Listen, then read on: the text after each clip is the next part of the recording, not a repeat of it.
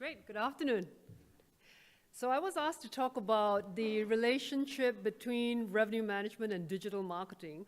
Actually, for our organization, it extends a little bit beyond digital marketing. So I'm going to kind of cover how revenue management and our entire marketing organization kind of interact together, and some of the areas that we've been using data and analytics into.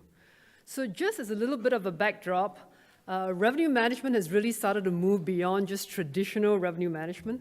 So there are a couple of areas that we take a look at data and analytics and kind of combine it together for the organization.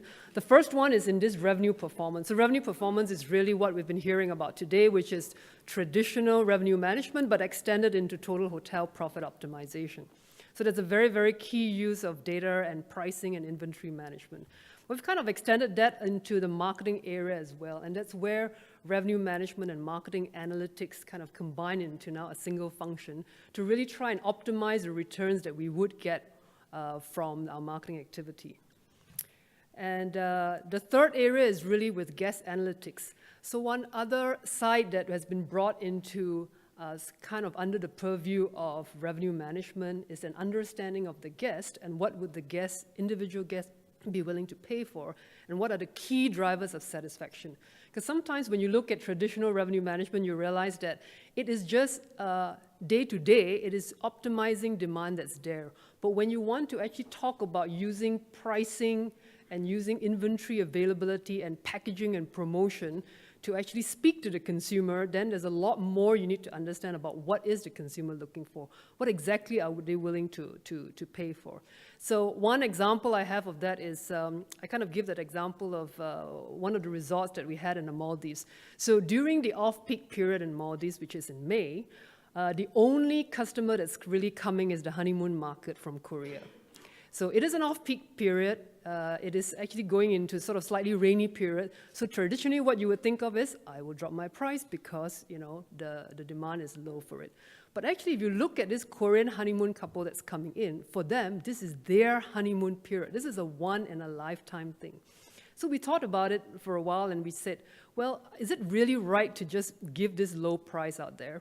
So we observed what they were spending on and we thought, that's very funny, because whatever the package that they've paid for in advance, there is nothing else that they would buy when they're on property. There won't be an additional spa, there won't be additional food and beverage, the sandbank dining would be going empty.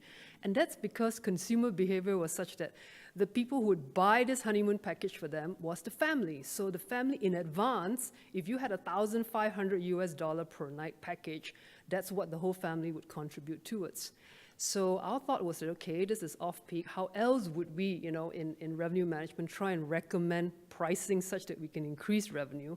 So what we did was we said, okay, for sales, you should actually go back to the source market, which is people buying packages for the honeymoon couples, and let's have a $2,500 package, and let's put in the spa, let's put in the private sandbank dining, let's have another $3,500 packages.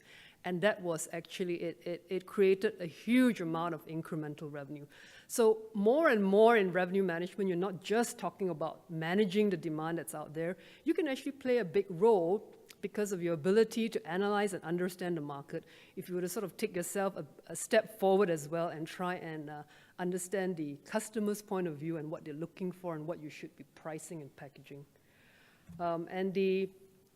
And that sort of brings us to the fourth area in which we have the revenue managers try and interact with, especially on the regional and the corporate team, which is on consumer and market analytics. Try and understand the bigger picture of the consumer behavior and translate some of these insights into helping the brand team and the regional marketing teams to go out to market. But today, I'm going to just share a little bit more details about specifically in the area of a marketing campaign. So what does a single marketing campaign look like in terms of interaction between revenue management and digital marketing team? So the first thing we look at is actually we typically try and understand first, what is the type of marketing campaign that we're looking to put in place? Is it a global, regional, and hotel? And here are some of the other things that we look at before we actually go into pricing or determining the messaging. Is it a seasonal campaign? Is it a partnership campaign? For example, here is with Aero Miles. The seasonal campaign was, one is ski, one is a Chinese New Year campaign. The other one is it a premium product campaign? So sometimes we are a little bit, I think we may be overly focused in marketing campaigns in trying to just look at need period or low demand period. For a lot of the hotel companies, especially in the luxury segment of the market, you really need to focus a lot more on premium campaigns. And premium campaigns are things like, for example, here, promoting our executive rooms, which is the gold standard. And the other one is, for example, in terms of experiences. So the Fairmont America's bucket list type of destination campaigns. More of the luxury consumers are not looking at price. Instead, a price is actually a bit of a turn-off. If they see too many price offers from certain luxury brands, they actually stay away from the brand. So it is a very kind of a real thought that a revenue person as well need to be aware of. That means what exactly are the types of products that people will be willing to pay for from your consumers. Then, of course, there are branded campaigns that are important as well, in which case the price is then used here as an indicator of the brand and what it is worth. So it is not so much, so you have to be especially careful with making sure that you don't have a very low price out there if you are a premium brand. And then, of course, there are still all sorts of campaigns that you're talking about need periods. And for need periods, then, of course, the discussion about pricing for different segments and all that would become a lot more relevant. So all of these are kind of built up front between the marketing team and the revenue management team before you even go in to talk about exactly what your price is and exactly what your product campaign is going to be about. So let's have a look at specifically the role of revenue management and marketing analytics in these marketing campaigns. So one of the first decisions in a combined manner that we'll do is the number of campaign waves. It is important that, for example, if you have a global campaign and you're thinking about it, you need to understand that there's not just an average lead time. The word average is a very bad thing. There is no such thing as an average consumer or an average anything. So if you have many people whom you could be promoting this global campaign or this seasonal campaign to, it comprises of potentially some leisure guests, maybe a little bit more price sensitive, but they'll be willing to then book a lot more in advance. So you're actually talking about crafting a campaign and a pricing for this group of guests 60 days out, maybe at a lower price, but of course you have all sorts of fences. And then you have to think about the other layer, which is, again, your loyalty program members. We heard a lot about that. So your loyalty program members do expect to get perhaps a value add of some sort. So that is another layer of that campaign. Then you will also find that during peak periods like maybe summer travel or some of the winter for ski destinations, you have people who they are wealthy, but they are time short. They cannot always tell you when they are exactly free. Are they exactly free from the 21st of November to the 16th of December? So with this tendency is that there is this group of bookers that are actually premium late bookers. So if you understand that you won't necessarily release a last-minute sort of a pricing out to the market for this target group. So you have to understand when this group of premium late bookers tend to come in for high demand periods, and then make sure that you have another wave of campaign that's actually a little bit more geared towards them. So it may not be about the discount, advanced discount anymore. It may be about, if you were to book now, you would have a value add of some sort. Or you could be featuring a lot more of your premium room products. And then you do have, for certain types of promotions, you indeed do have that last-minute deal seeker that you would try and kind of have more close user groups, as we heard, kind of get access to some of these last minute. So we always encourage people to say, don't think of a campaign as an email marketing campaign as a one-shot thing. You really need to try and understand your guests behind it and price for it.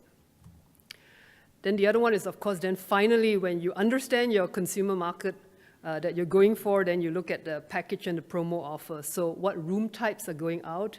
Is it just your premium room types or your lower room types? What discounts, or is it a value add? Then the fences, like what's the minimum length of stay for it? What's the book by period and stay by period? The loyalty add-ons, as I've mentioned, for your loyalty program members. And also then, we're all interested in driving direct channels. We have to work with multi-channels, but perhaps for your own brand.com and your direct channels, you might want to provide a little bit more of an incentive for them to book directly with you to encourage that. Then another factor that we include behind some of these campaigns, we build predictive models for some of this. And the predictive models go into things like audience selection. So if you have millions in your database, or if you have an ability to access millions of people, whom exactly would you target this specific message to?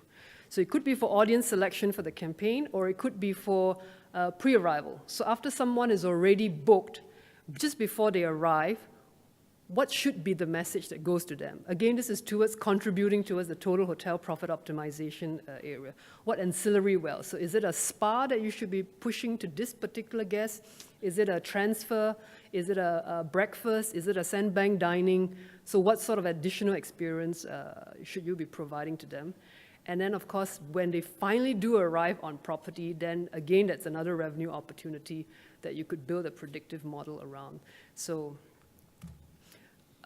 just an example of 6 of the key categories of data elements that we use in-house to try and build some of these predictive models. So of course the guests' demographics, where they're from, is sort of a key one. Reservations and stay history, when we have those. Then loyalty score. So loyalty score is something that we built in to try and give a little bit of a predictive future value of this guest. So I'm very much against giving the lowest price to your most loyal members. I think that's kind of a backward thinking.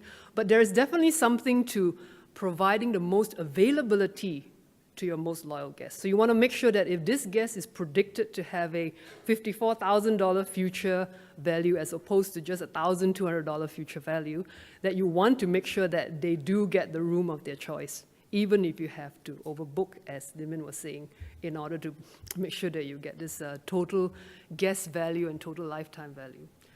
Then the guest preferences, of course, play a big part. So the more you know about the guest preferences, the better it is.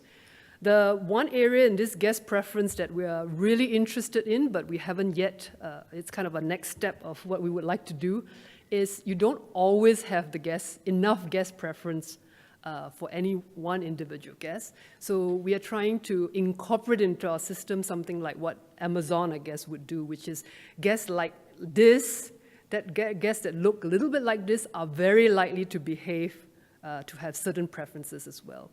So those types of capabilities are already out there in the market. It's a matter of kind of integrating it into your data feed and into your predictive models. The good news is that data is really not that complicated. And all of the data is out there. So if you kind of pay a little bit of attention to thinking how you could integrate it, it does come up with a lot of results from there. And this, of course, marketing activity history is important. Marketing activity means what sort of messages has a particular guest responded to or not. And this last one, worth or deal oriented. So if you look at this big group of consumer research study that's out there, they've really differentiated between 2 types of consumers. So this is a very, very fundamental different mindset among the consumers, deal-oriented and worth-oriented. So an example is, even if you're a luxury consumer and you have a Burberry coat for $1,000, a deal-oriented consumer for this Burberry coat, if it's $1,000 and they found someone who paid $950 for it, they are completely hurt and sad. And they feel really hard done by because they paid $1,000 for it. But they would still, but if they didn't find anybody, if they paid $950 for that coat and the actual price was $1,000, they would have immense satisfaction from that coat, way over and above the actual coat itself. So that is a deal-oriented mindset. And a worth-oriented consumer, they do not care that they've paid $1,100 for it or $1,200 for it, because when they stepped into the shop, they were offered champagne, they were recognized by name, they were asked whether they should get the limo to send them home after they've bought the coat and all that.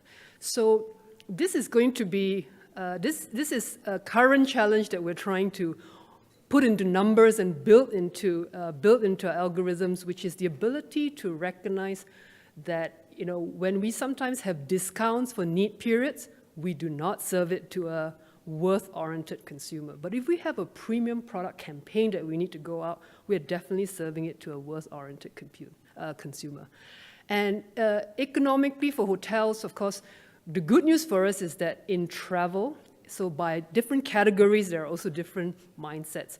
So in travel, and especially in the luxury 5-star hotels and above, you have a very solid base of worth-oriented consumers who are out there for you to target. So sometimes we have to be really, really careful not to be sending discount messages to consumers that have this mindset.